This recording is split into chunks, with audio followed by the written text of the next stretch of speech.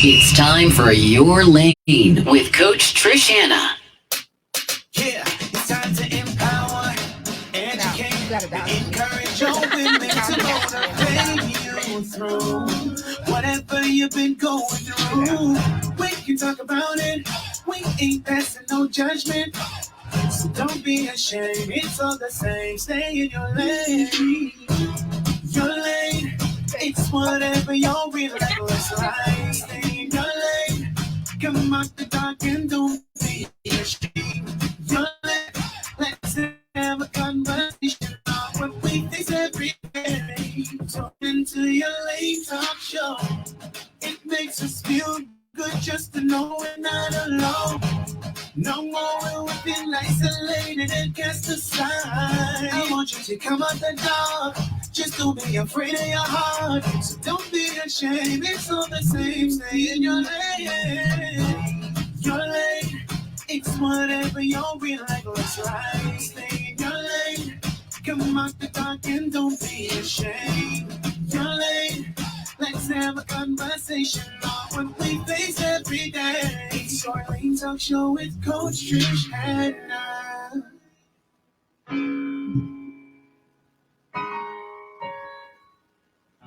Hello, and welcome everyone to Your Lane Talk Show with the best coach in the world. That's what, Coach Trish Hanna. Welcome. Listen, let me tell you, I am hyped because the energy is real in here. Finally, for the year, we have somebody next to me because the entire year, the show has had persons who were just virtual. But guess what? I have a little bit of both today. I have someone next to me who could bounce with me and all her energy coming off on me and I right there jamming. And then we have someone who's virtually and then she jamming better than me. Mm-hmm. I can't have a dancing like this and then I just doing this. This can't work. All right. Your Lane Talk Show, for those who are listening to us for the first time, is to educate, encourage, and empower women of all ages. Last week we hosted relationship coaches Rudy and Wilma Graham. Listen, I tell you, it was hot. The nuggets were just so impactful, so powerful. And guess what? Normally when I'm in studio and I'm listening in and I am speaking with my guests, I don't really get the full throttle of it and the information that they provide until I listen to it. So I listened to the rebroadcast and I was like, oh my gosh, this is so powerful. What they're saying is so powerful, so impactful. And so thank you once again, coaches Rudy and Wilma, for being a part of How to Flourish in Your Marriage, episode 39. Now, for those who want to check it out, just go to the YouTube. It's on my YouTube website. My YouTube page, just look up Trish Hanna. That's episode 39, How to Flourish in Your Marriage. I mean, it was just phenomenal. You got to tune in. You got to listen. You got to watch. For those of you who know me, now, y'all know I go hard on marriages, right? I bring in the professionals. I bring in persons who have experienced matters that they go through as women, as we go through, because I'm a part of y'all, as we go through as women in our relationships. Those who are aspiring to be married, those who are engaged, and for those who've been divorced and separated. We try to bring in as many persons as possible so that we can let you know that, hey, you're not the only one going through this. It's okay. This is how, in most cases, this is how persons have dealt with their situation, and this is how they are going ahead and making it happen and moving on. All right. And so that's one of the reasons why we do shows like this, to let you know that, hey, you're not alone. All right. You're not alone. We want to make sure that you are encouraged, empowered, and educated. Y'all know we have no excuse at all whatsoever, especially with Your Lane Talk Show. So whatever you need to know to excel, to be great, tune in every Sunday at 6 p.m. All right. By God's grace, we're going to have some more shows that I haven't even covered yet. There's so many shows that haven't been covered and discovered as yet that I want to bring into this year. So keep us in prayers because we pushing. We out there. All right. I'll talk more about the upcoming shows later on throughout the show. Now, today's topic is entitled Keys to Having Greater Sex in Your Marriage. I'm going to give y'all some time to tag some people. Okay. I'm going to give y'all some time to share the page because some of y'all just be like, I just rolling my eyes because this ain't it, Lord. Some of y'all been praying.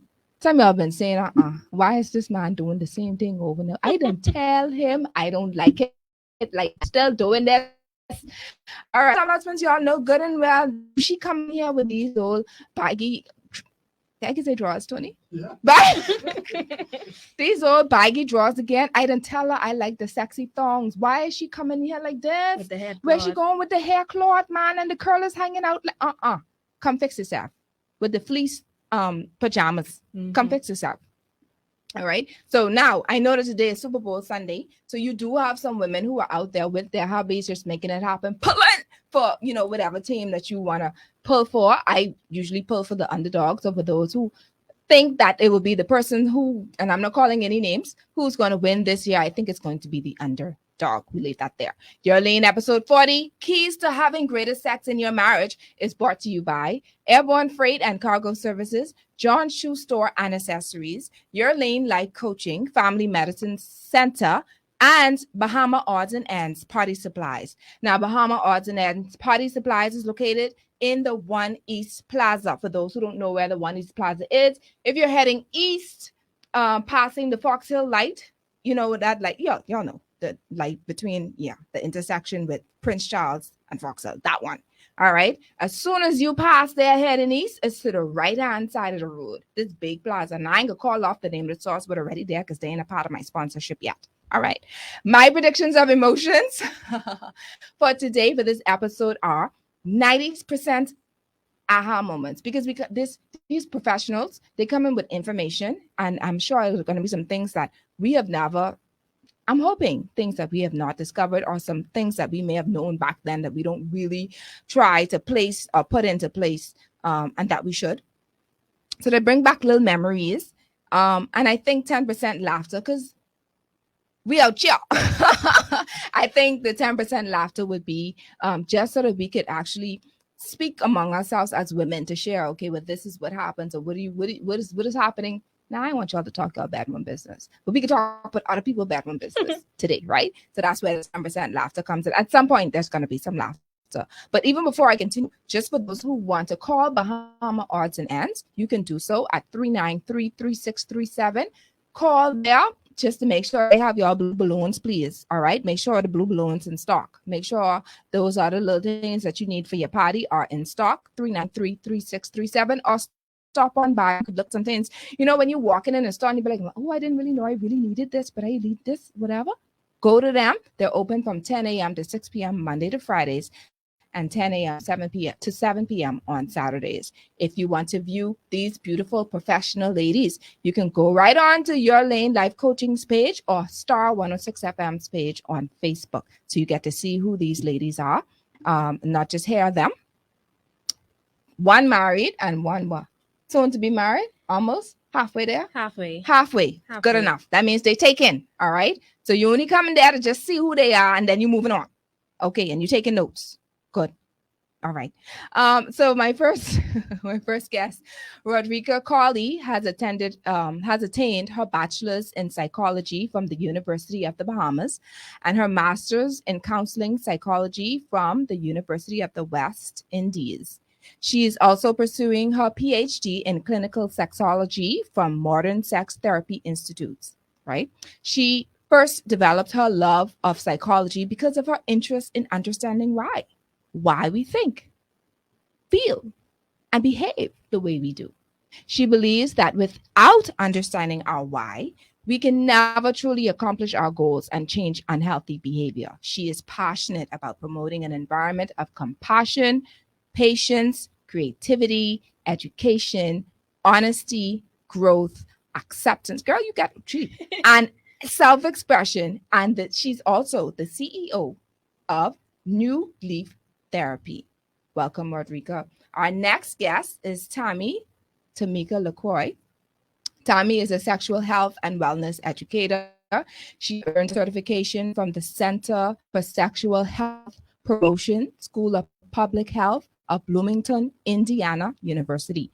Tammy is an intimacy and relationship coach and the CEO of Sexually Saved LLC. Sexually Saved is an organization to help individuals of the Christian faith to understand God and sexuality.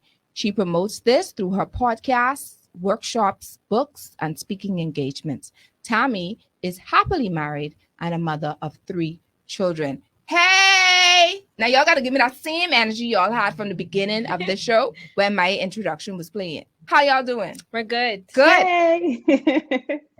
I'm good. Good. I'm good. I'm Now- ready. I'm ready.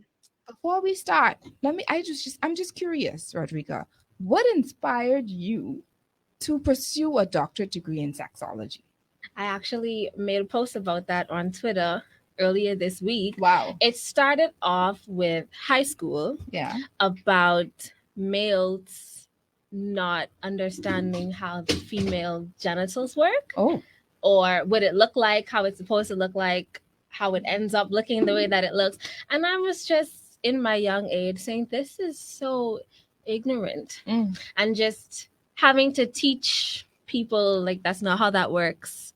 This is what actually happens. This is what you actually need to do. This is what things actually look like. And so from there, it just ended up being conversations about sex and conversations about understanding yourself, your body, your needs, intimacy, desires. And it just grew from there. It also was triggered from church as well, and having a lot of conversations with women in church who, for most of us, we were taught, you have sex, you're gonna go to hell or whatever, and you're gonna die. Right. And that's it. There was no other information on what sex is, what it feels like, besides don't do it, you're gonna die or get STDs and die. But either way, Or you get pregnant.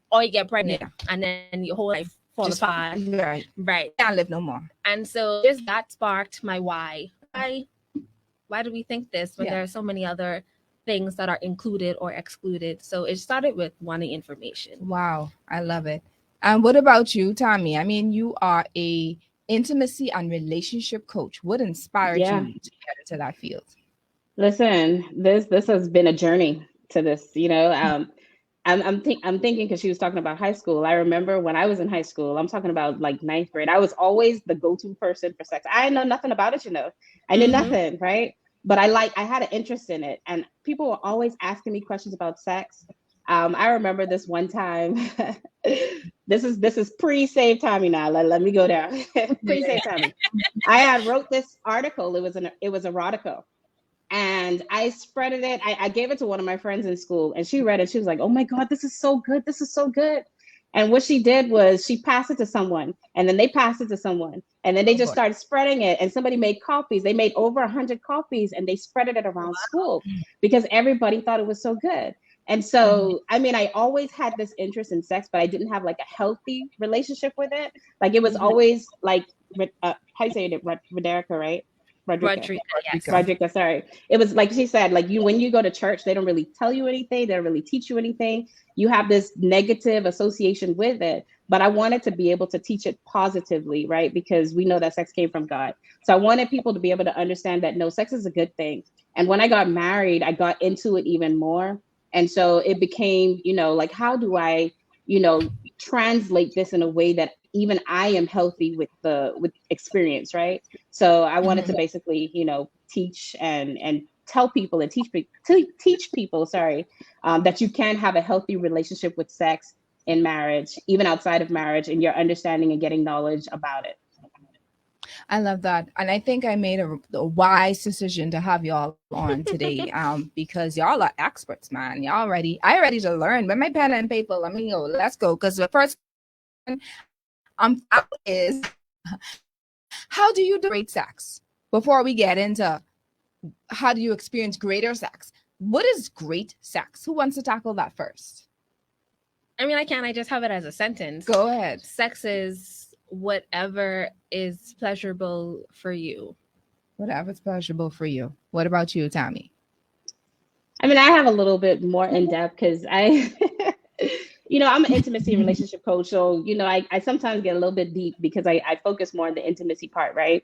And, you know, for me, when I think about great sex, there's so many different layers to it. You can't really sum it all into just one thing because there's a foundation for everything. And because I focus on biblical sexuality, I always think about it, you know, Matthew 7, where it talks about if you build your house on a solid foundation, then it's able to withstand the test of times. And so, like, if we were to apply that to our sexual lives, it's basically, well, how do you lay the foundational ground for your sexual life so that it's able to withstand the test of times?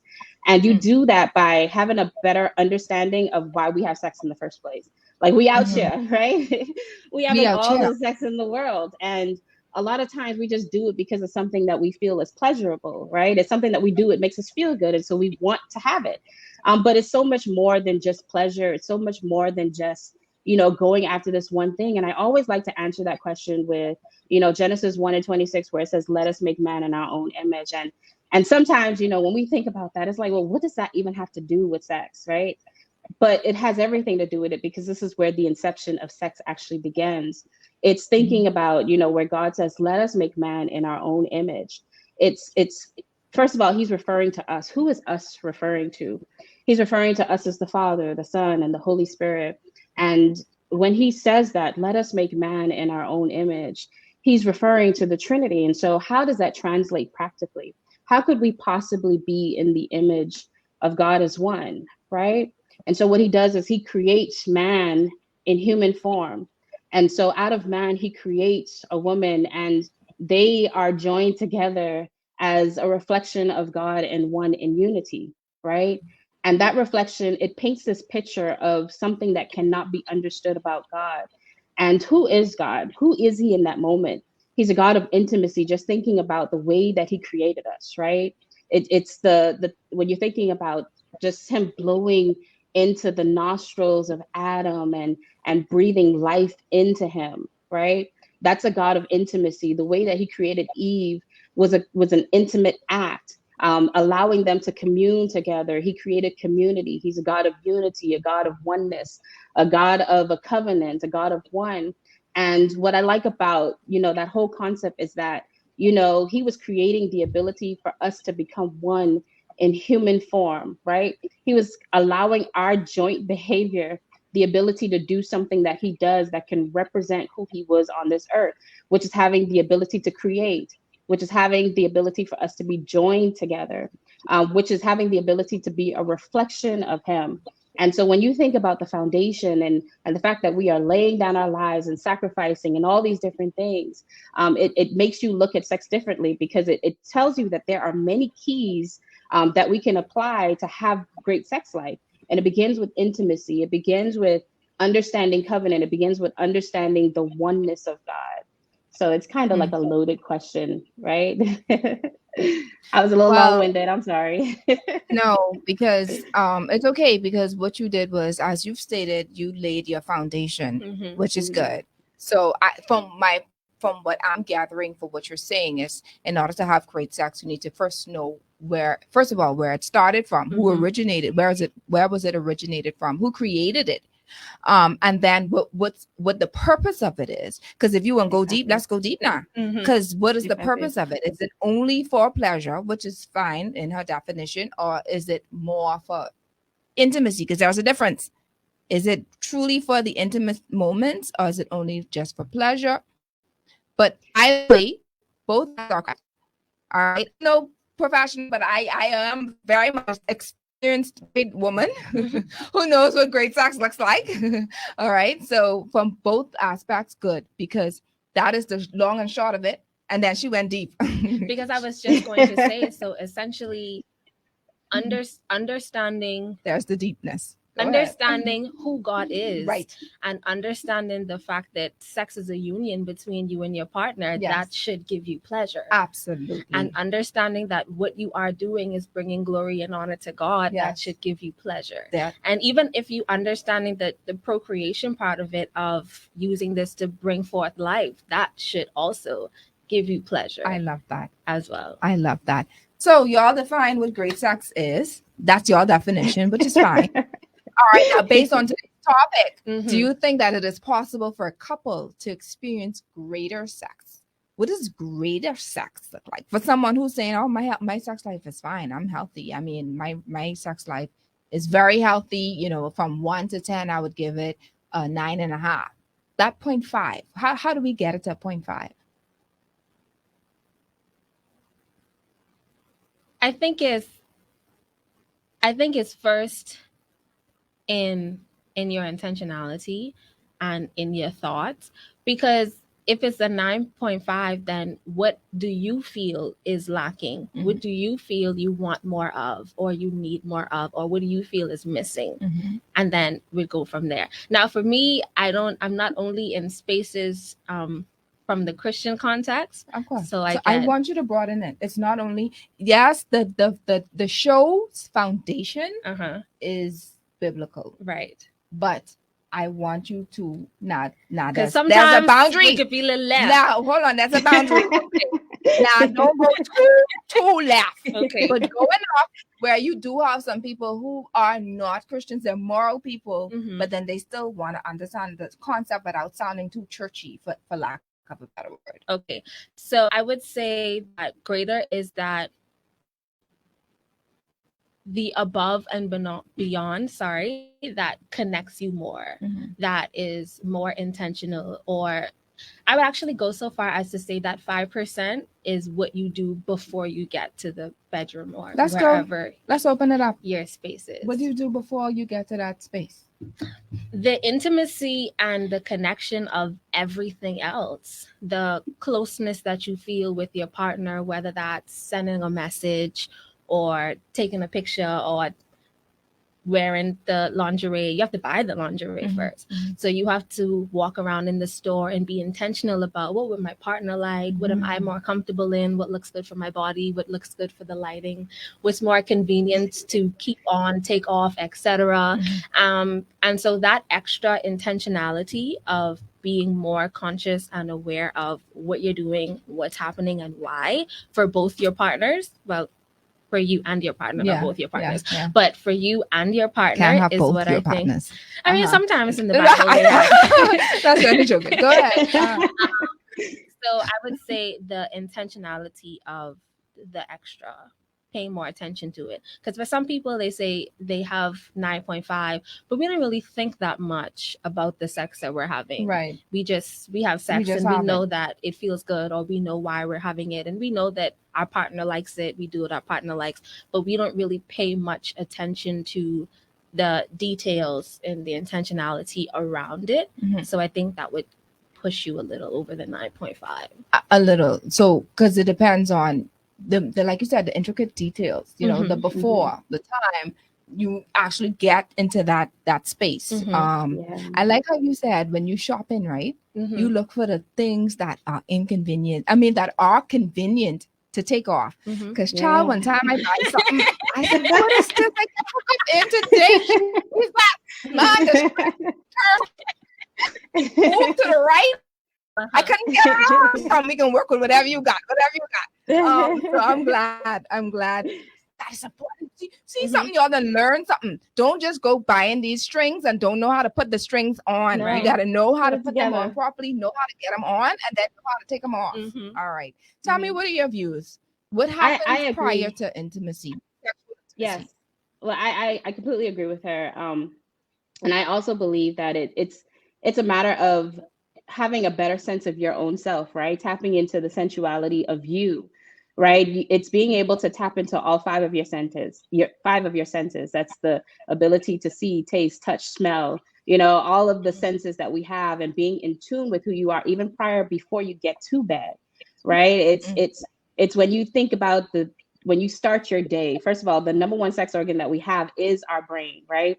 So it's being intentional about the things that you're doing from the time you hit the shower, even before that, because sex doesn't begin in the bedroom. It begins where breakfast in bed for your spouse. And for you, when you wake up and you start being intentional about your day, from when you go in the shower to the smells and the scents that you put on, it's having the ability to be pleasured and desired in a way that you are getting your mind prepared just to be pleased with yourself, just to be in tune and in touch with who you are, right? Because everything that you do throughout the day is going to trickle into the bedroom. And I think a lot of times, as women, we sometimes, and I'm gonna say in the Christian faith mostly, we depend on the men to make sure that we are pleasured, right? But it's our own responsibility to make sure that we can get what it is that we need. We have a responsibility to make sure that we can increase by, doing the things that's necessary for us. It's not on them. It's mostly about us being in tune with ourselves. I love that. And then you realize that the female or the woman starts to get upset. Whether let's be real, you got people out there who are married who haven't sex. Come on, we could talk about it. That's fine. I mean, being that you're good. So there are some times when women, and I say women, they get mad, they get upset because their husband ain't turning them on enough. What were you doing prior to all this? Right. Okay. How were you positioning your mind? How are you mentally focused on what it is that that this is what he wants to do? It's going to take some work up here and this noggin up here first before everything else starts to trickle. Right. Let's go there. Based on your studies and of course experience, where do you think people make the mistake when it comes to sexual intimacy? Oh, there's a lot. And first of all, I was going to say there's a lot because we just think about sexual intimacy when there are so many different forms of intimacy. And the thing about intimacy is that we could lack intimacy in one area and that'll throw other areas off. For example, there is emotional intimacy, there's intellectual intimacy, there is physical intimacy, financial intimacy.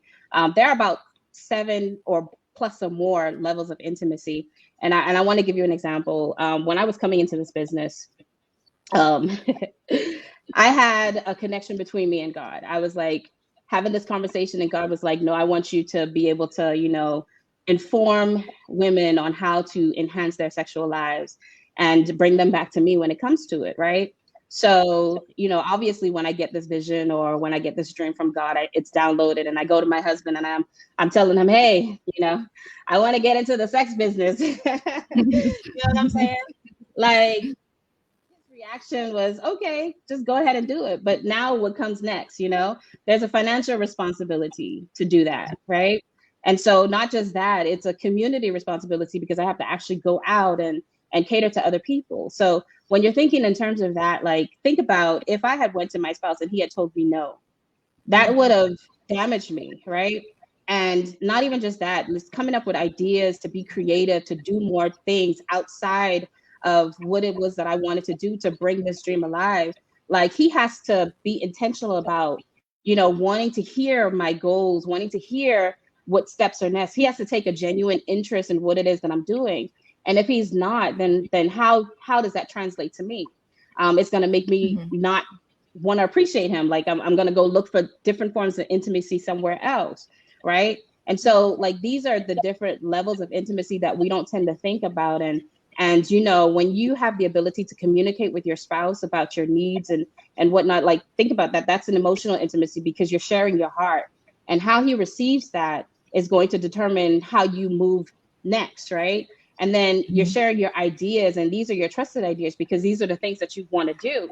And so how is he going to receive that? There has to be a mutual equitable exchange for him to be able to want to appreciate what you're doing so that you're able to share. And when you're able to share, first of all, intimacy is, having the ability to be seen, be heard, be valued, and be understood. You want all of these different things. You want your spouse to understand you. You want them to see you. You want them to hear you. You want them to value you. And the intimacy is born when you are available to be emotionally vulnerable, first of all.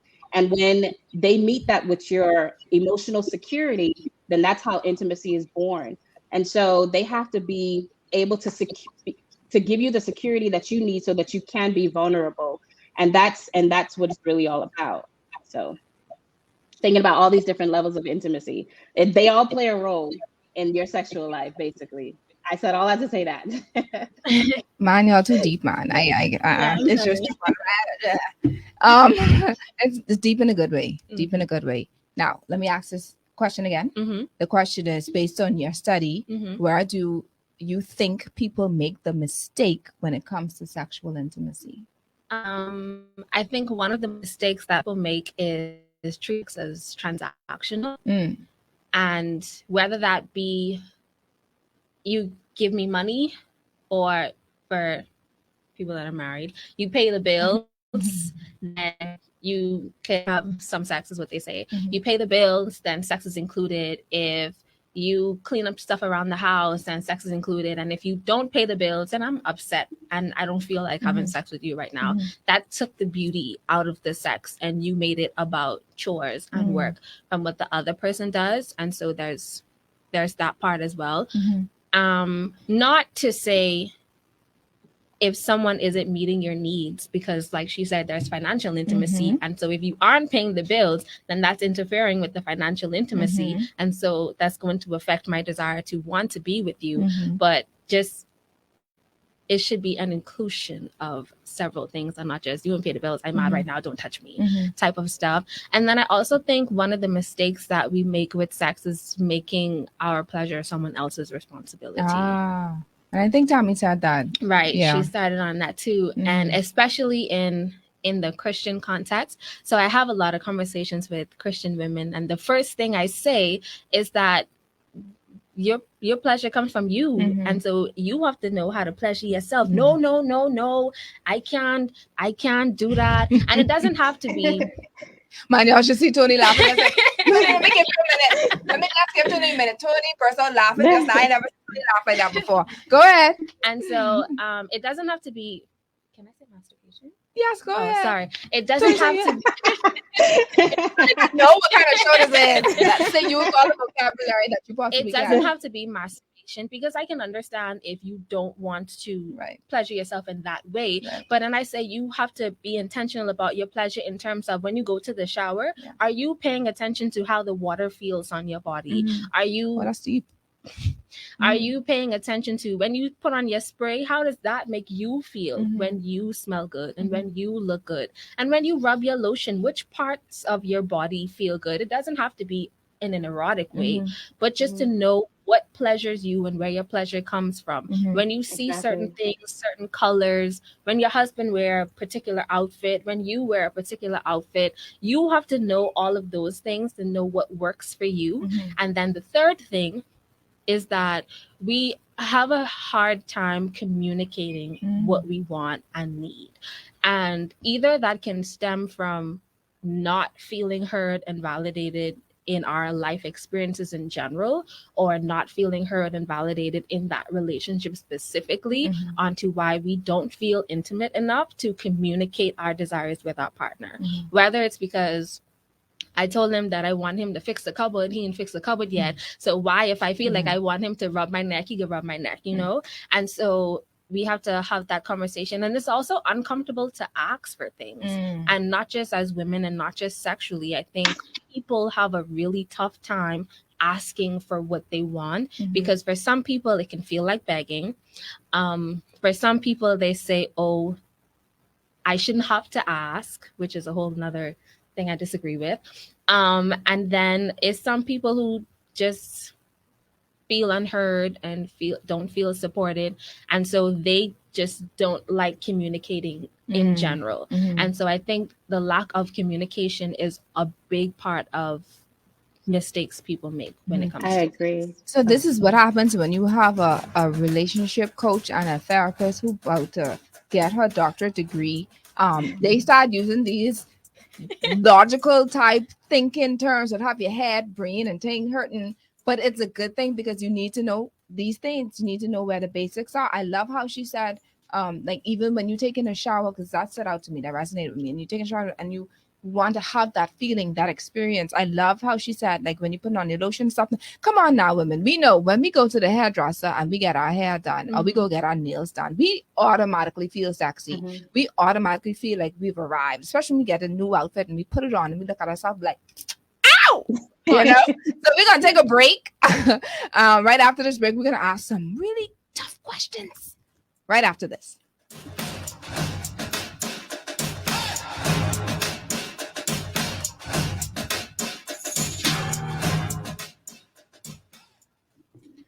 Welcome to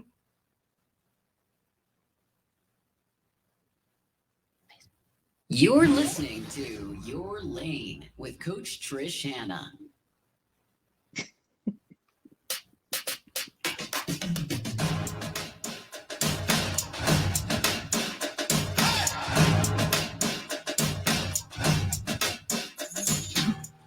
Welcome back. Welcome back. So if you are tuning in for the first time, if you might be having a little commercial on Super Bowl side and you just come in to hear what we talking about, or you're on your way heading to a football party, a Super Bowl party, and you're tuning in, we have with us relationship and intimacy coach Tammy LaCroix. Alongside of me is therapist or psychologist, yes, Rodrika Colley. Yes.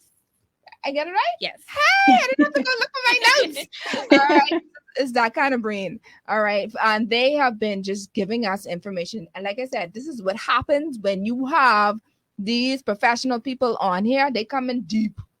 And I like the deep because the reason why we need to get deep is because too much to the surface things were causing us to get in trouble. So we can't get the greater sex that we're asking for or claiming for because we don't know what the foundation is and we don't understand what the whole purpose of sex is. Let's go there.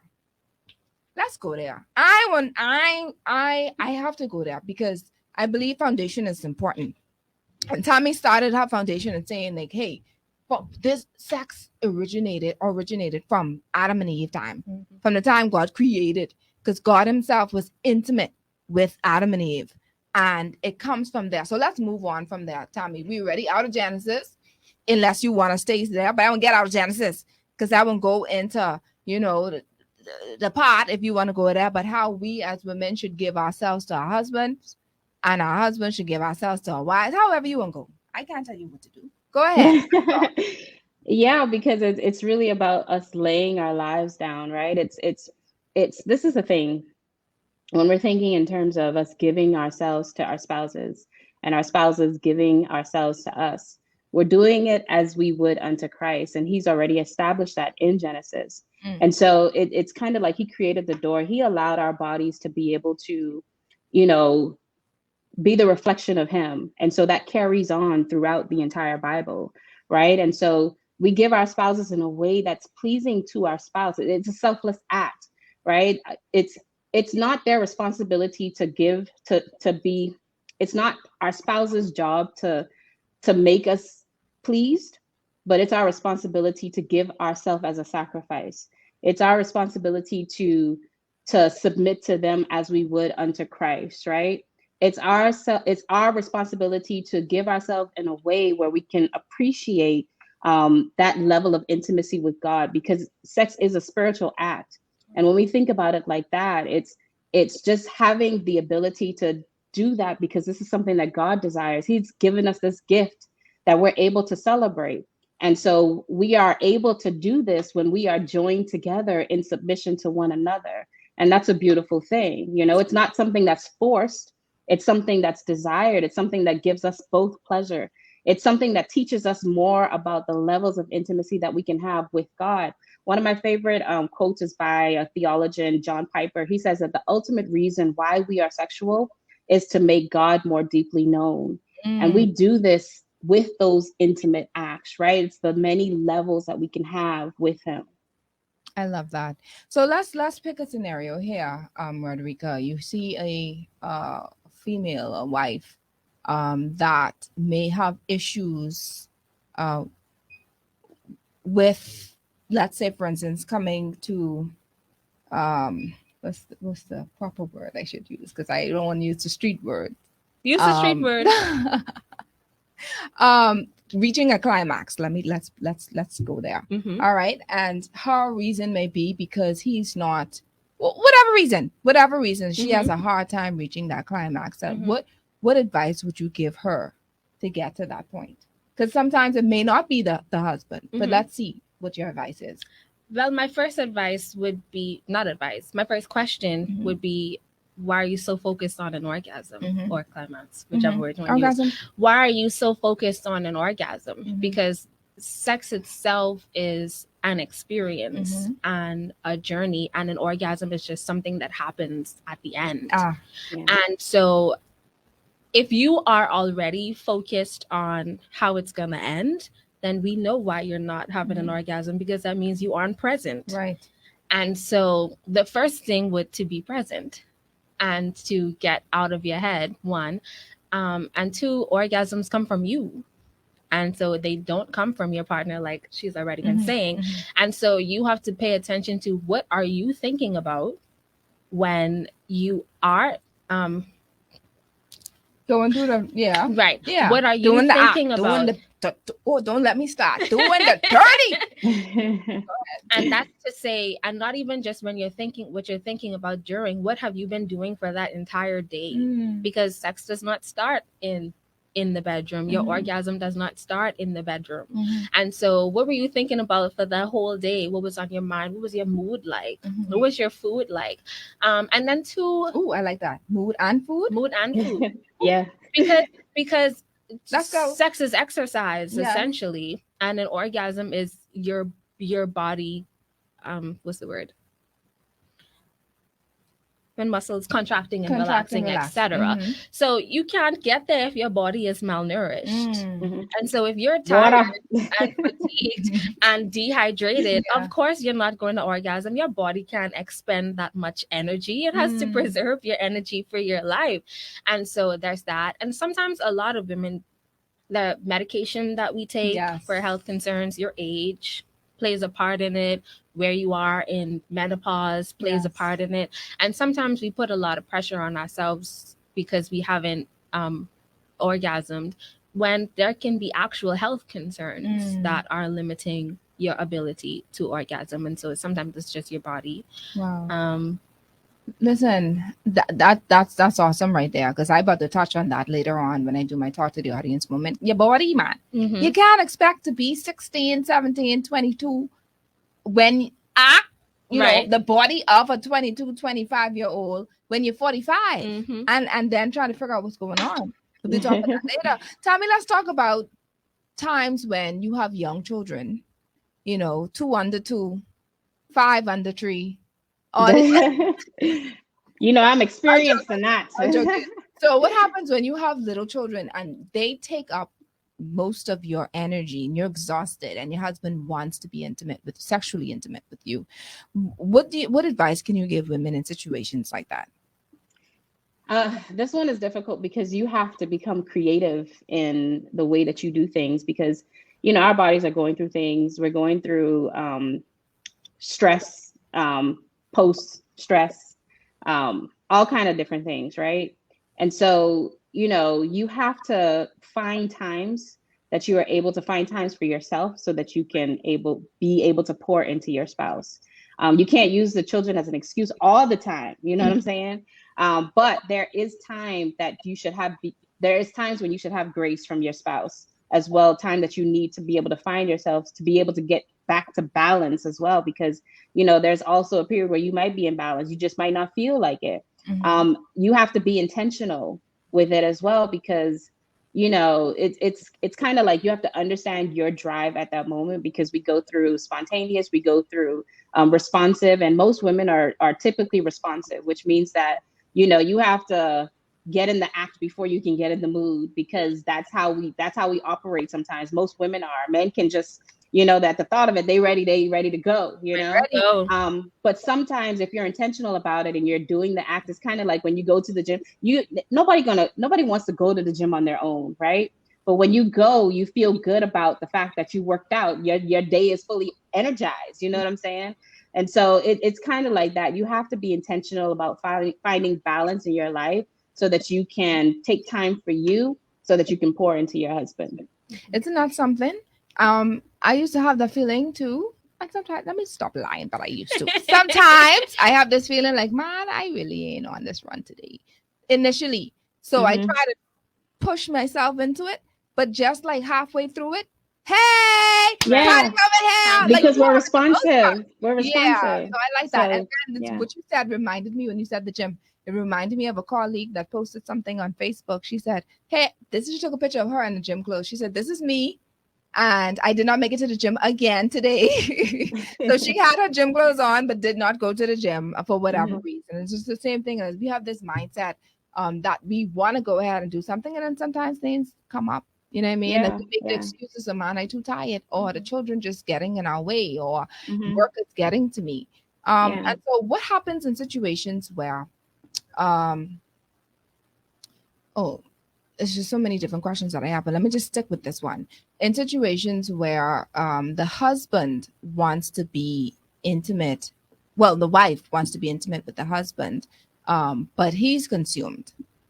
So what do we do in situations like that? How do we, because we have husbands and wives tuning in today, by the way, what can we tell, or what advice can we give to the husbands and wives? Let me start on this side.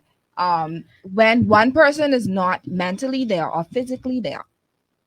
I don't have a church approved answer. That's it. Yeah. That's your disclaimer. But let's hear it. Now, these are grown women and men who listen to this show. So either they want to take your advice or they don't. But go ahead, make it happen, sweet. Because I would say you have to know how to take care of yourself. So if you have a need, and not just, even if they aren't consumed, it's quite healthy in a relationship for you and your partner to have two completely different libidos, two completely different sex drives. And so sometimes after the time or the days that they have reached their limit, you have to understand that they reached their limit and understand yourself. That's the best that she was so politically correct. Can I say something? She needs to run for prime minister, because y'all know good and well, y'all smart enough to read between the lines of what she's saying, and that's on whomever. I'm not here to judge. I'm not here to say anything out the way, but I want to go there. How could we? What are your views on including enhancements, toys, products in the bedroom? Okay, so I want to talk on this just because I'm creating this whole entire book that caters just specifically for that, right? Mm-hmm. Now, it's coming out soon, y'all. Hey, God, Can I? The ABCs of Undefiled. And so, obviously, sex is something that's supposed to bring us connected. But what does that is, the conversations that you have between you and your spouse. The bed is undefiled. So why are you not able to do the things, right? Mm-hmm. As long as it is not an act that God does not approve of, which is only a small few, right? We have this broad circle of all the things that we can do. And I always, it always amazes me because I speak to Christians all the time, and I have these conversations with these women who are married. And, they've been married for 20 and 30 years, and they are still uncomfortable with their bodies. They don't even know their bodies. And that is a huge problem. And they did a survey, and I believe it was 57% of women do not even understand how to label the anatomy of a woman, right? They are the woman. So how can you not know where the clitoris is? That's you know what I'm saying? And the clitoris is how we are able to get 80% of our orgasms. 80% of women need clitoral stimulation in order to have an orgasm, period, right? And so you have to first understand your body and understand all the things. And if you can't communicate your desires, how can you communicate that to your spouse? Right. You know what I'm saying? When you are married, your bedroom is between you, God, and your spouse. Mm-hmm. So why can't you explore what feels good if you and your spouse are on one accord? Mm-hmm. Now, when you're not married, like if we're going to talk about masturbation, when you're not married, you invite all kind of spiritual things and spousal spirits and all these different things that we're not going to get into. But, when you're married, your bedroom is between you and your spouse. Mm-hmm. So what are the conversations that you have? Because you're exploring all these different things. So what, for example, what if your spouse is always away at work? You know what I'm saying? What is the agreement that you guys have? What if he's away on a job? What if he's out of town for a long period of time? Do you then do virtual? Do you then say, no, I'm not going to do this because, oh my God, you know what I'm saying? Like, no, you communicate with your spouse what that's going to look like for your bedroom, right? Because God allows us the freedom to do all these different things. Like, why are we not? You know what I'm saying? Sex came from God. And I think the reason why we think like that is because we have such a narrow mindset when it comes to sex. And we compare it to everything that we see in the world. We allowed the world to give us the picture of what sex is supposed to look like. Mm-hmm. But that's not the case. These things that we can implement, like toys, If you and your spouse want to implement toys, why not? It's an enhancement. I think men get intimidated by toys. You know what I'm saying? But it's not, it's just an enhancement to your marriage. It's not going to take over. It doesn't have body. It doesn't have legs. It doesn't have a tongue. You know what I'm saying? Like, well, some of these things, there's one, right? It's not, there's a ring that you put on the tongue and it goes. It ain't got no heartbeats, okay?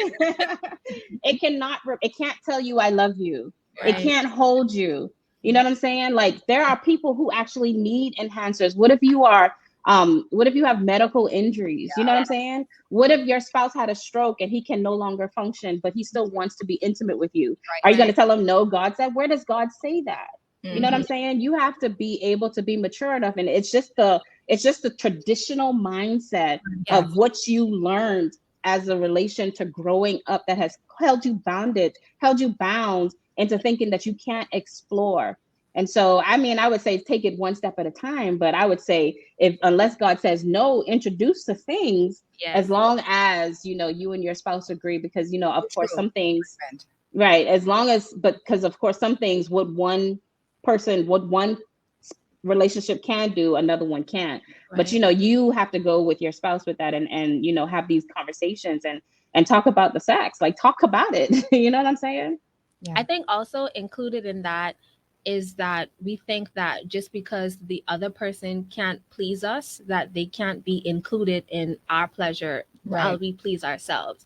So if your partner is tired, he could watch his eyes work. If he is too exhausted to touch you, he or she, whatever, is too exhausted to touch you, they can watch you. And especially since she brought up if they're at work all the time, you can still include them into your own self-pleasure. So it's not like something outside of what God ordains. I'm gonna tell you something. No, you know why she laughing at me? Because she know I coming up with something, right? That's why she laughing. Let me tell you something.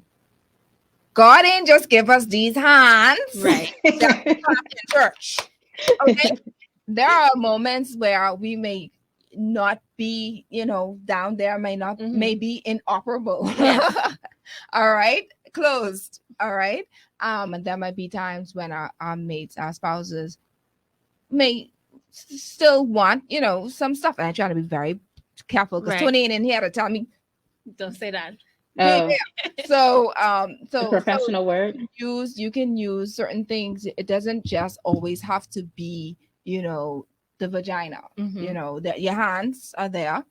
Your mouth. Are you going there, Trish? Thank you. Look at the gas your feet. The boobs. Okay. Yes. I actually went. Yes, I did this. I had to speak at a particular church. They had a women's event. And they were talking about sexual intimacy, and they asked me to come over. And no, let's say 30%, if that, knew about the boob sex. Okay. Now, if you're watching, that's good. Man, Sean. Y'all go pick a subject like this, a topic like this, and expect me not to get down and dirty. Now, if y'all want to know what I want to show y'all invite me to y'all church event, and I'll try to show y'all one or two little things. But let me tell you something. The boob works. Okay, the boob works. All right. My guest said the mouth works as well. Listen, say, you know. That's what the Bible says too. Then there's scriptures for that. No, I've seen it. Songs. Exactly. I've seen it. But there's a lot of saints who just won't go there because they be like, but no, you know. Guess what? Especially women. What I was going to say is onto the first topic of women not wanting to have sex. A lot of it is that women don't see themselves as sexual beings. Okay. Come on. And so they think, the men want sex all the time. Hormonally, your body wants sex when you're on ovulation. A predatory type of hormone sometimes when you're in ovulation, especially during your period, before your period, after your period, your hormone levels are skyrocketing. So the reason why you feel like you want sex less is strictly mental and not biological. We don't have the testosterone that men have, sure, but we do have our own hormones that send us over the roof.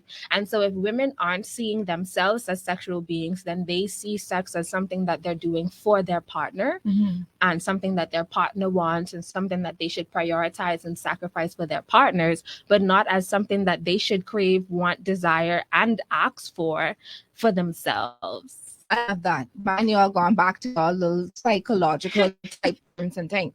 Now, listen, let's talk about the church mother, sorry, and the ones who grew up with, being modest and, child, we don't do that, right? The guy, first of all, the first thing I want to say, this isn't even my moment to speak, but I want to say you have to, before you get married, you have to speak about sex and what your expectations are, all right? Before you say I do. And in fact, that's a show for next week. But you have to speak about sex because most men, believe it or not, these men come and they marry these women and they don't know that during their time in the intimate moment, the woman only just want to lay on her back and that's it. She ain't doing no other move. She ain't going no other position. She ain't on nothing else because that back is the only thing that matters. Or the only thing she was taught from her mother to do, and she ain't doing nothing else. Let's go there. Y'all want to go there? We can. Yeah. Let's talk about sex positions.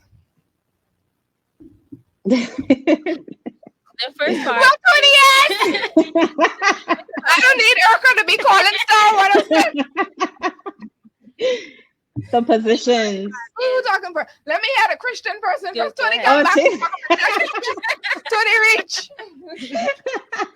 I need you to say. I need that. All right, go. Who's going first? Let me let her go first. Go ahead. And like I was saying, we just have this idea because, especially if you were in church, that sex is all the way bad until it is one day good. You know what I'm saying? And so it's not that, missionary is the only thing that they can do. It's the only thing that they're comfortable to do because they weren't taught that they're allowed to explore more. I remember when I got married and putting my business out here in the streets, I struggled. I struggled because I had this mindset that, oh my God, you're this Christian girl. You know what I'm saying? You're only supposed to do these certain things. And to be able to come out of that shell, I had to break out because I was like I had to snap out and be like, no, this is what God desires. He desires for us to explore. So why not try a little backhand shots? You know what I'm saying? Why not try a little, backhand and cowgirling it up and you know what I'm saying? Like, why not try these different things? Because this is allowing us to be able to explore each other, right? This is the most intimate act that you could ever have with someone, right? And in order for your relationship to grow, that requires your sexual life to grow also. And so if you don't want it, because sex can get boring. If you're going to be married, you're going to be married for years. Yep. So why are you not exploring? Like, you're going to get tired of doing the same thing all the time. Yeah. You have to be able to introduce things to your bed to get outside of your comfort zone. And I'm not saying, just go in there and just swing off the chandeliers right away. But I'm saying take your time and allow yourself the ability to grow slowly and explore different things. That's Sarah. Hear ye. So what I would start off with is because, especially for Christians and people of different faiths as well, is that we don't have a reference of positions, the hundreds of them that you can do because you can't watch porn. And although porn is a terrible predictor of what sex is actually like, just to get that off the table, porn is also a format for you to learn different positions. Where will you know different positions from? Especially if it's not a situation where your partner was more experienced than you, because they should also be waiting. But we don't have a reference of where you can get that from. Right. And so you don't even know what you don't know, because you don't know what to look for. You don't know what's lacking. And so sometimes that's a deficit as well, is not having platforms of where to learn. Exposure. Yeah. And so it's like there's a lot of women now that they have a lot of classes, mostly in the States that I've seen, where they have sex classes that teach women different positions. And so that's the age that we're a part of now, so that you can have that exposure to different things. But I think people just don't know that they can. And then also people are not in shape. And so we don't prioritize our physical health. And so for a lot of people, they can't do it. They can't do anything else because their knees, their back, their elbow, their breathing, they can't 5 minutes, and that's all that my heart can handle right now. So if you don't prioritize your physical health, then you can't try different positions because your body can't take it. Much. And so you have to exercise, you have to eat healthy, you have to prioritize those parts of your body if you want to have greater sex. I like how you tied all of that. If you want to have greater sex. And so you have to have conversations with people as well about things. I say do your research. I point people in the direction of porn, but to do your research on figuring out different positions, especially the positions that work for you in terms of people have disabilities, people have slip discs, and so they can't do sorts of things. And so to research on what you can handle. And then I would also say, like Tommy said, take things in small strides. So instead of just going full swing from the chandeliers, you know, you could try a leg, a toe, a hand, you know what I mean? A toe. Jesus. Look at Tony laughing. Tony, you ever tried a toe? I just asked it. Tony said no. Just in a different direction, a different place. Instead of your foot pointing this way, point it that way and see how that works for you, is comfortable for you, and then you advance from there. And a lot of it, I think, to be honest with you, is people don't have fun when they have sex. And so your body naturally, if you are tapped into your body, is going to have you all over the place. How do people have fun? Let's help those people who don't have fun. Let's help those people who yawn in the middle of their sex right after this break. So we're going to go to break, and then we're going to find out how not to yawn while you're having sex. Hey.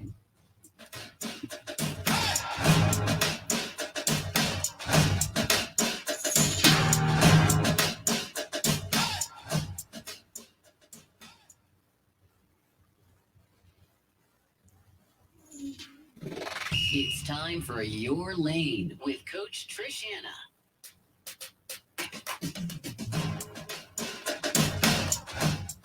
Welcome back. So before the break, man, these conversations were so juicy. Like I was calling Tony 100 times because Tony, I don't want Urka calling. Then they try to tell me something. But I'm sure that he's enjoying this show just as much as I am. Listen, if you ain't, anyway, at some point you're gonna hear the show after the football, after the show. It's recorded anyway, so you can watch it from Facebook, or you could, and I'm gonna download it afterwards on Coach Trish Hanna YouTube because you're missing out. And if you have a friend who have a friend, send it to them because they need these things. How can I not me? Because Charlotte, my sexes be good. For people who is yawn, those who are saying, oh, I want more. I just need something and I don't know what to do. I don't want to resort to porn. And I'm afraid to ask somebody, a professional. I'm afraid to ask because I don't want them to think that I don't know. Let me ask Coach Tommy to answer that question. You have to find things. You have to find things. One, if you are uncomfortable with toys or anything like that, a toy in actuality is anything that you play with. You know what I'm saying? So find things that you can play with in bed. Even your voice actually can be a toy, you know? Sound actually increases your experience. So if you are bored, you can play with your sound. You can use your voice to speak, you know? You can talk sexy to your spouse. You know what I'm saying? You have to get into the act of sex. Like you have sex is a performance, right? Yeah. And so you have to do what's going to make you pleasurable. And so you can implement games. You know, there's card games. I sell those, by the way. There are games. There are handcuffs, you know. There are tickle and whips. You know what I'm saying? Tickle and whips. Yes. Right, you know, there are different things that you can do. You have to be able to explore and implement and try things. You know what I'm saying? Like you have to get out of your shell so that it's not boring. Can we use food? Yes. Let's talk about that. So what I was going to add to that is sex isn't apart from things that bring you pleasure. Mm-hmm. Things that bring you pleasure. Because I like Hershey's chocolate. I like Right. whipped cream. Right. I like Yes. syrup. I like strawberries. Come, this is not about me today, right? No. Come on. So I'll introduce the kink conversation. Mm. Sometimes people are having boring sex because vanilla sex is not what they're interested in. Mm. So there are different types of people that have different types of kinks. And so food could be a kink. Toys could be a kink. Some people like furs. Some people like, there's the whole BDSM spew that you can get into as well. And so maybe the type of sex that you're having is just not the type of sex that you like. So Y'all need to hide this camera because I laughing too much. Okay, so let's go there. Let's talk about. We didn't do the sex positions. right. We didn't talk about, you could use the toys, whatever. Whatever works. Make sure that, of course, it's a mutual agreement. Mm-hmm. We spoke about briefly about the foods that you can use, Mm-hmm. and then let's talk about the places that you can put them without getting shut down. Because I didn't get the eye. We know we're not going to get too detailed as far as the genitals because we know that. But let's talk about other parts of the body because there's so much other parts of the body that you could use. So to start, your skin is your sex organ, your entire skin. And so whatever there is that goes in around by skin is enough to use. Just as a disclaimer, you should make sure it's healthy for your body Of course. first. Yeah. And so whatever, anything and everything. I have something important to say real quick with that. Yes, lubricant is so important. Very. It is so important. That is what's going to make sex more enjoyable because it's taking away the friction. And I don't know, a lot of times people don't like lubricant, but you can't outdo lubricant. It's going to be important for your vaginal walls. Can I say that? Yeah. But lubricant. No, but then, okay, let's talk about it because when we were younger, lubricants was not a big deal, at least for me. Lubricant was not a big deal for me because, of course, how our bodies are and how we operate, man. We good, we ocean good. But as you get older, that's when we are good. Okay, and as you get older, you realize, according to our bodies as women, things decrease, and then I'm not saying that you can't use it before. So for those who have ocean experiences, even if what Tommy is saying ocean is to experiences, you can still use. That's what I'm saying. Tommy, and the reason why is because we don't think about the male body part. I don't if I can say the P is a sponge, and it absorbs your moisture. You know what I'm saying? So you don't want to be there and start feeling friction in the middle of the act. You know what I'm saying? So you want to make sure that you are properly lubricated so that you can still feel like you don't have those pains associated with it. And the thing about lubricant is, over time we can get like these small little vaginal tears. And then those small little vaginal tears can eventually turn into little vaginal scars, and it'll cause, like, it does a little bit of damage, not a lot, but a little bit. So you always want to be mindful of that as well. And so why not use a barrier to protect you from that? Because that's a part of sexual health, and it's always, sometimes women just need lubricant and they're like, I don't enjoy this, but then they apply lubricant and they're like, oh my God, I didn't realize that it did this much, so that can actually enhance the experience. And getting outside of your room. Outside of the bed. Go outside. Say that again. Go in the car. Go in the parking lot or Listen, something. Now I got plenty bush. Hold on. Now be mindful of when she's talking that we won't hear her, because when I listen to the thing, so when she's talking, Tommy, just do, and then when she stops, and then you can go ahead. Yeah, it's just so we don't. Yeah. Okay. All right. Cancel out each other. Yeah. Okay. But my girl Tommy said, Nassau get plenty bush. Plenty bush. So if you're going in the bush, take a little blanket so the stick won't don't stick you in your butt. But like she said, go out. And let me just put a disclaimer here. When you're going outside, you just make sure the neighbor cameras are not facing towards your backyard. Right. Yeah. Because you don't want to be famous in that way. You can just wear a ski mask. Just That's where I see And be mindful that more places that there are so many places that have cameras. So just be mindful of that, okay? And if you're in your car, make sure it's heavily tinted. All right, because we don't want nobody taking a picture of you or recording you doing something. So just little one or two little disclaimers. But I love that the fact that everything does not have to be in your bedroom.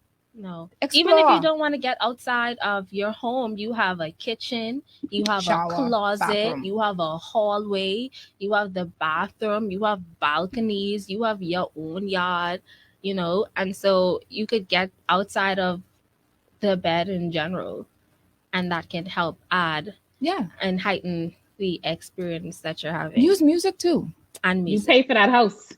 You you ain't paying mortgage, you're paying rent. So you might as well utilize it, eh? Go. That's what my husband is telling me. Go, come, let's go. Go there. We ain't never been here. Let's go there. What? How I get under there? So go ahead. Oh, I was also going to say sometimes it's having conversations and trying out different things before you get to are you seen in a sex scene, before you get to the scene itself. And that's to say, you don't talk to me too much about what to do while I'm trying to do it, because then you could distract me, discourage me, whatever. Although communicating and talking it through is fine, but sometimes it can be a distraction. So I like to call them trial runs. So where you say, oh, this is a new thing that I want to try, test it out just a little bit before you start spending the next hour, you know. So test it out, see how that works for you, just a little bit, whatever, just to see if it works before you add it to the whole movie. So guess what? As we're wrapping up, not yet. Listen, I'm so happy. I'm happy we got all got a time. Tony say not yet. I'm excited. 10 minutes, good. So 5 minutes is y'all and 5 minutes for me. All right. So I'm gonna give y'all 5 minutes. But within the 5 minute time, let's talk about things that we have not covered that we think you in your profession, would you've heard people complain about, couples complain about as far as sex is concerned. Let's think deeply, because we already spoke about positions. We spoke about the foundation. We spoke about, oh, this is where I want you to start. Let's talk about the actual vagina without being too, explicit. Because it's important.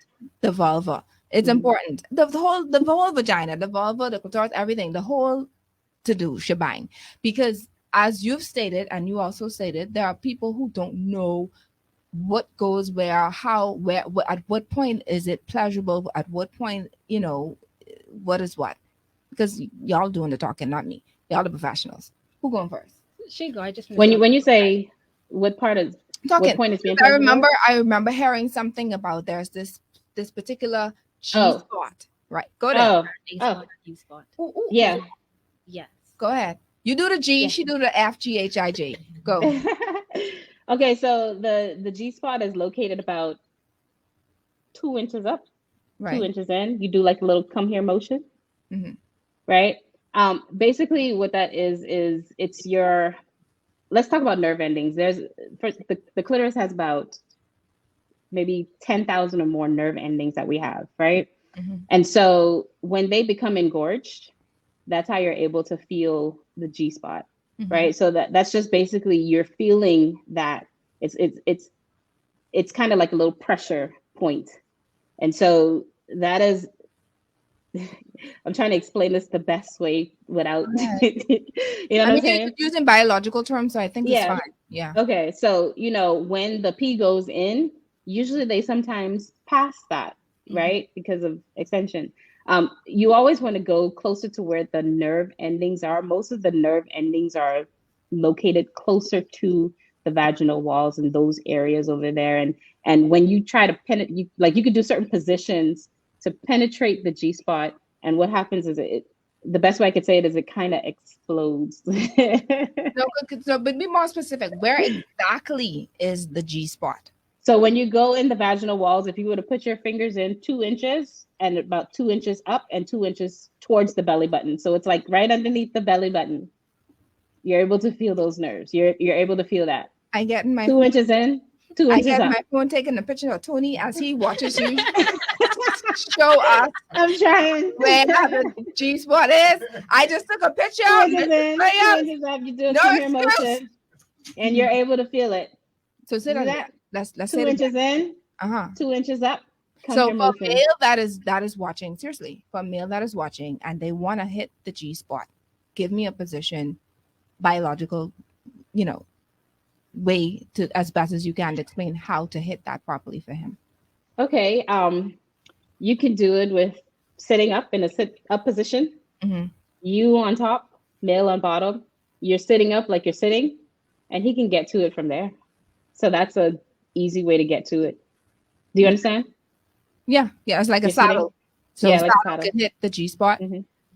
Go ahead.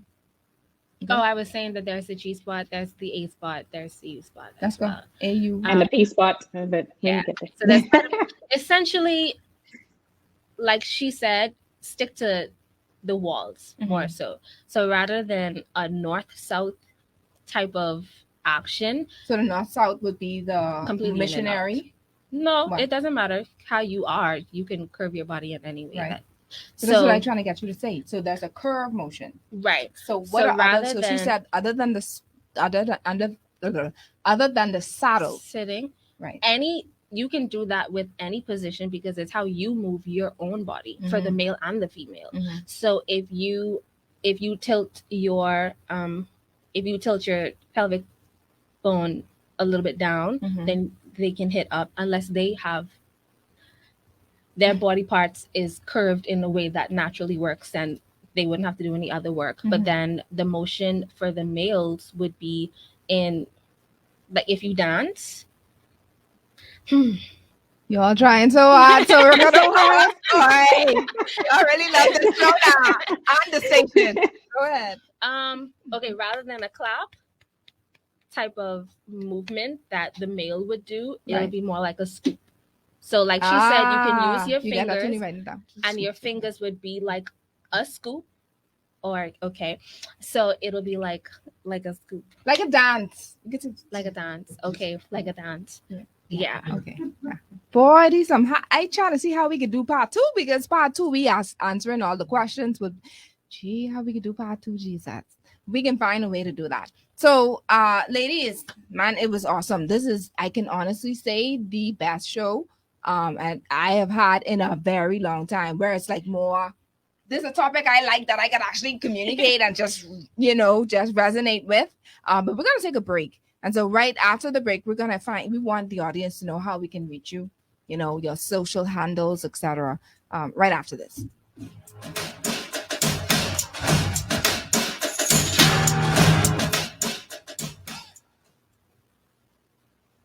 Facebook. You're listening to Your Lane with Coach Trish Hanna.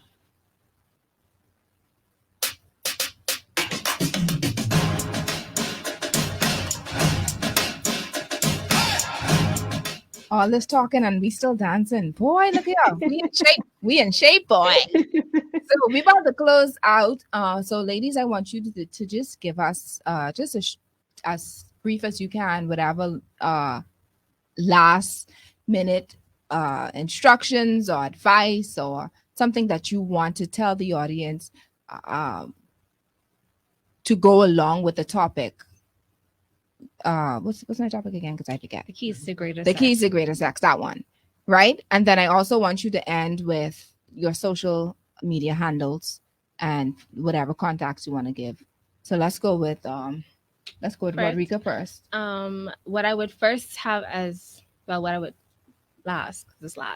I would leave as the takeaway is to understand that God wants you to have sex. God wants you to feel pleasure. And that's why he gave you so much nerves. That's why he made your body an erogenous zone. That's why he gave Eve to Adam, because he wanted there to be that connection. And so to have conversations with yourself about what you like, what you need, have conversations with your partner, make sure that your sexual intimacy, your emotional intimacy, and all the other parts of intimacy is being met, and to have fun and to know that it's undefiled, as you say. How can we reach you? Yes. So my social media handles are New Leaf Therapy New Leaf Therapy. That's for all of them. Spell on that. NEWLEAFTHERAPY. Okay. It's also under my name at Rodrika, RODERICKA. Last name Collie, COLLIE. And that is Facebook, Instagram, TikTok, and I'm also on Twitter. Love it. Well, you have no excuse. You have no excuse for her because she got everything. She on everything. All right. Let's go, Tommy. Coach Tommy. Okay, so I just want to say, just be in touch with who you are as an individual, because when you understand you understand how you can show up in all areas of your life, right? And that comes with intentionality. That it comes with, if you are single, exploring your sensual side. And it doesn't always have to be sexual. We've talked about it earlier on the show. It's basically exploring who you are as an individual and understanding that, because there will be a time when you do go into marriage and you have to be healthy around the idea that you are a sexual being, right? And when you do get married, be healthy and be comfortable with exploring, because that is one of God's desires. He wants you to learn more about each other. There is something deep and something passionate and something that we get when we are connecting with our spouse in that specific way. We are always going to want to learn and grow and know each other. There's a never-ending cycle to it. So just be free and be vulnerable, because that's something that's required. So that's what I want to say to all of that. If you want to reach me, you can contact me. My social media handles is at Sexually Saved.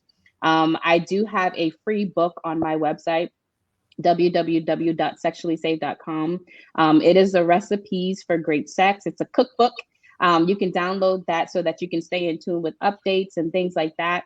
As I mentioned earlier in the show, I do have a book that I'm working on that's coming out. So if you want to know when that's going to be released, feel free to go to my website, www.sexuallysaved.com. That way I can add you to my email database so that when Hey God, Can I, the ABCs of Undefiled comes out, you're able to explore that, right? So that's me right there. I love it. Listen, for those who are tuning in, if you're not at the football game, or if you're not at the party, if you're just chilling out at home, just nothing else to do, that's fine. You're just tuning in, that's fine. I want to do a giveaway, and we're going to give away one of Tommy's books, right? What are we giving away? One of your products. Yeah, we can give away a product. So, one of those things, and I hope I'm allowed to show this on it. I have the. Let me see first. I give this away. So listen, this is a remote control. This is a remote control, okay?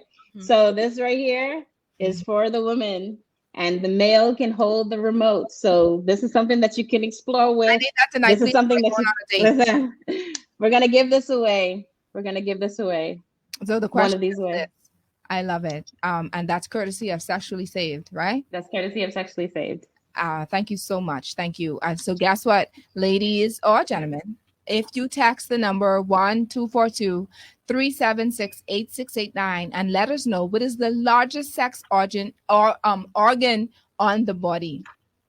What is the largest sex organ on our body? The first person to text it will receive this toy that comes with a remote. Now this right here, this is 24 gold plated. Hold on, let me help you all a little bit, okay? So when you actually use this thing, I want y'all to use it when y'all go to dinner, please, or to watch a movie, or I want y'all to go out because it's boring at home. Yeah, go out and give him the remote. Jesus! So don't wear it in church, because the ushers are gonna come confused with the right. They're gonna come with Holy the white cloth, thinking you having the Holy Ghost. They're gonna think that you having, but it ain't gonna be that. No. So don't take it to church. All right, take it when y'all go to dinner. Take it when y'all go to the movies. Take it out. I was gonna say by grandma's house, but we ain't gonna do that today. All right. So thank you so much, Tommy, Coach Tommy. Thank you so much, Rodrika. Listen, I am with you all 100%. I want y'all to know I want y'all back. And for those who want, they ain't say this because they modest. Y'all need to reach out to them and get them to y'all different events which y'all having, because they have lots of information to share. especially in the churches, because we always sticking with the missionary thing and thinking that's fine. All right, we always thinking that in most cases we always thinking that sex is a bad thing, and it's not. These are well educated, they take their time to study and have experienced most of the things that they shared, if not all, so they know what to say, how to say it. Very professional ladies, very, very well versed ladies. I would recommend that you give them a shout on their social media handles. So let's talk now. This is my talk to the audience moment. This is a moment where, as I'm preparing my show, I write down or jot down little notes as I think about what it is that I think that should be shared with our audience. And like I've said time and time again, most of the times these matters that I share have already been spoken of with our guests, but I just tend to, still say it to just reinforce. That's my one good word, what has been said. And the first thing I want to speak to my wives: sex is not a chore. I understand that there are times when you don't feel like it, but don't show it on your face. All right. Don't roll up your eye. Don't have the little lip turnover. Show some excitement. Show some enthusiasm. Find a way to, if you can, just try to make noise. I know you'd be like, well, child, I ain't faking nothing. Sometimes you got to fake it to make it, honey. You got to fake it to make it. All right. So try to make it excited. Make it fun. Don't feel as if it's an issue. And let me go there, because this ain't in my notes, but I want to say, for those who are trying to conceive, don't make sex a chore. The poor man tired. He tired of having to just say, come, it's time, I'm ovulating. Even if you're trying to conceive, make it fun. I just a little side note there. The second point I want to say is talk about what you are experiencing. Rodriguez said, don't talk during the matter. It depends on you, because my husband and I, we like to talk during. All right. But we know our limits. We know our boundaries. Certain things you just don't say. Sometimes we talk before, sometimes we talk after, but whatever it is, I don't care if you've been married over 20 plus years, there are going to be some things that the other party may not know, because our bodies are forever changing. All right. 1 minute you could go on the chandelier and rock it. And then you'd be like, honey, no, I can't do that today because, I just pull a little something just now. So let's see if we could do something different, or let's try whatever it is that you need to say, but whatever it is, communicate it with your spouse. Don't assume that they should know. I don't care how many years you've been married. Husbands, understand that women are not light switches. We are emotional beings. It is a challenge sometimes to get in the mood when you spent the other days just not connecting with her emotionally. All right. This is something that we do together.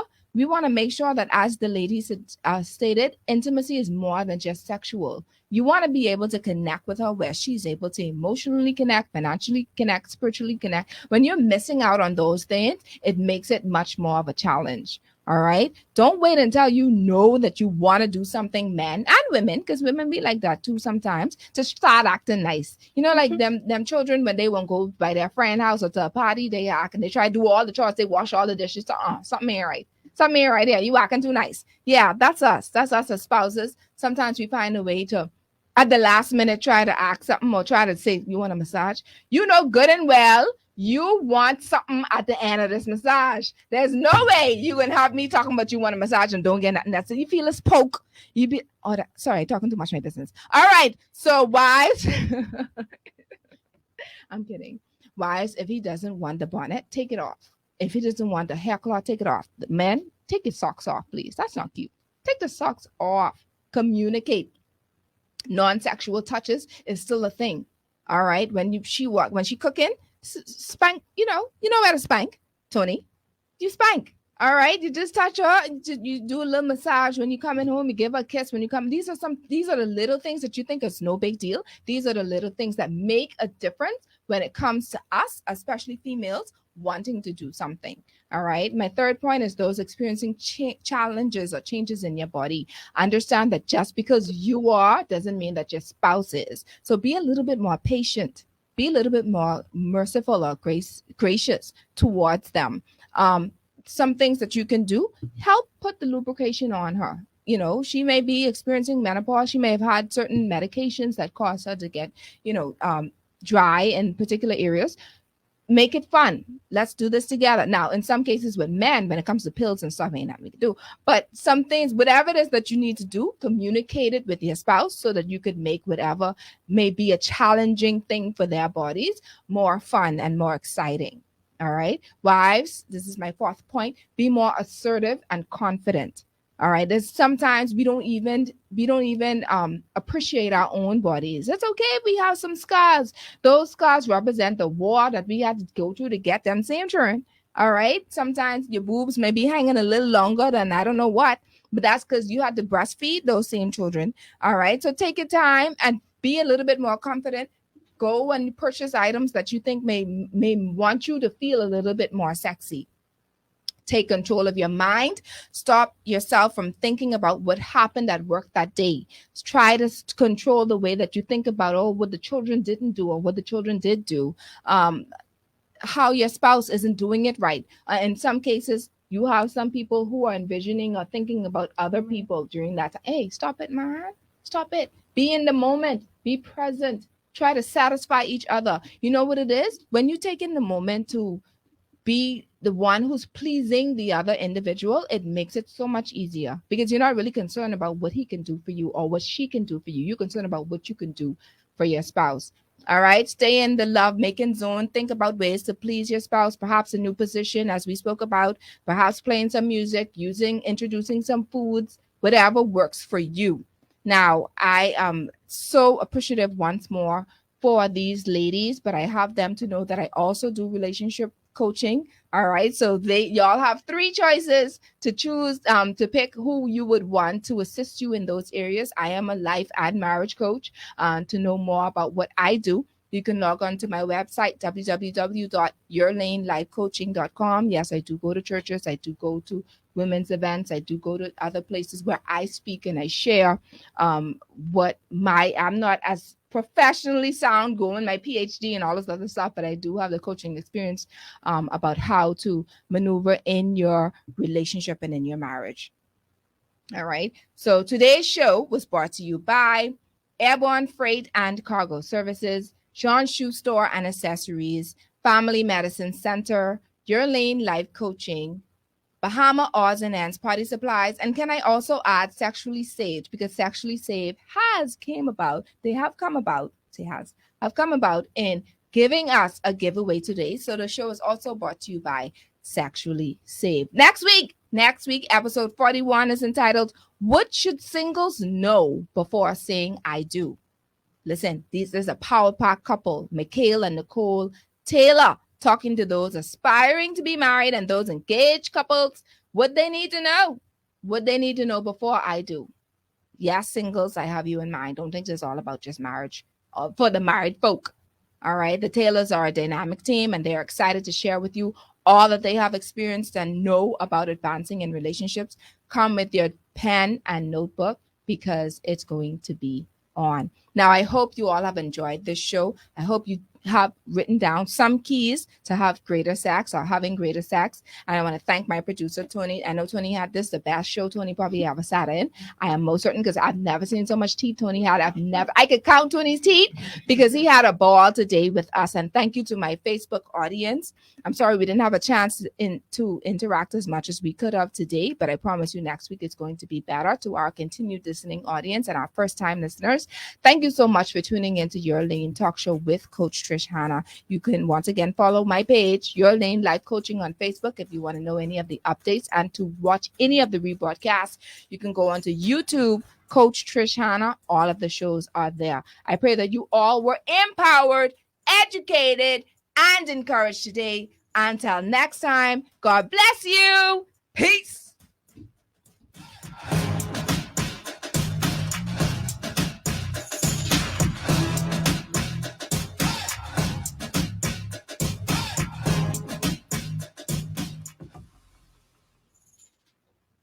Yay! Praise the Lord.